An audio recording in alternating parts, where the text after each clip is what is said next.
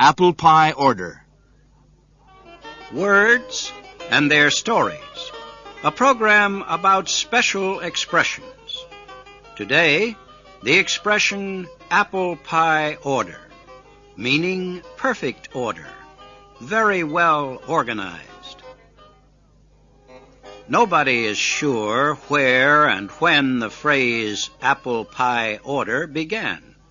Some claim New England, while others say that Scottish and English writers used the phrase a long time ago.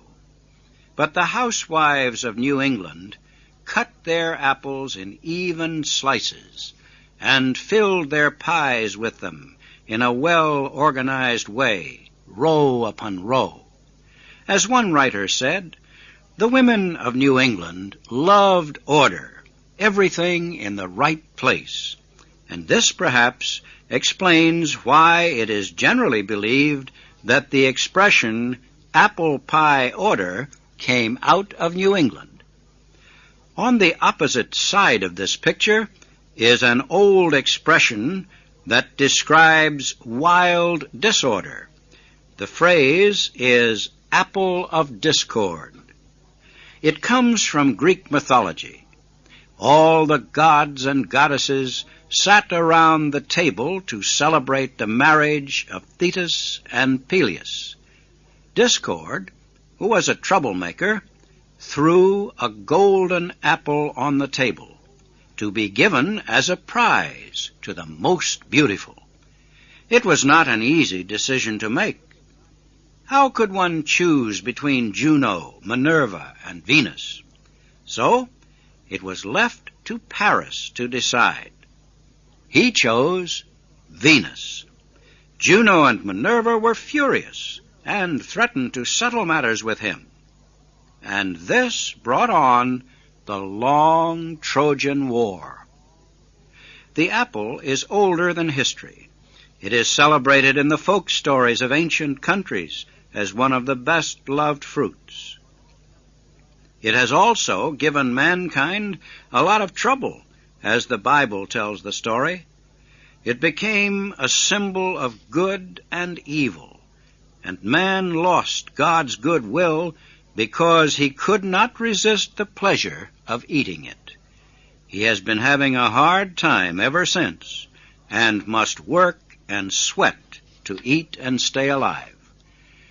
There is among some a strange belief that Adam's sin in eating the apple left a mark on the front part of his throat.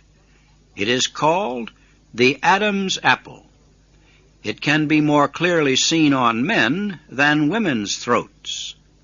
Adam's apple is what it is called. Beyond that, nothing is certain. At one time, the tomato was called a love apple, but this was a mistake. This is how the mistake happened. In the 16th century, Spain imported the tomato from South America and exported it to Morocco. Italian traders carried it to Italy. The Italian name for it was pomo de Moro, apple of the Moors. When French growers imported it, they thought de Moro meant d'amour, the French word for love. And so pomo de Moro became apple of love. In German, it is still Liebesapfel, or love apple. The apple has been responsible for a number of strange beliefs and superstitions. One of them is that it gives a man strong masculine powers. If you eat apples because you like them, that is fine.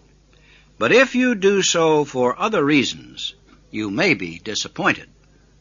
And if you ask if it is true that an apple a day keeps the doctor away, my answer is that an apple every day will never do anybody harm.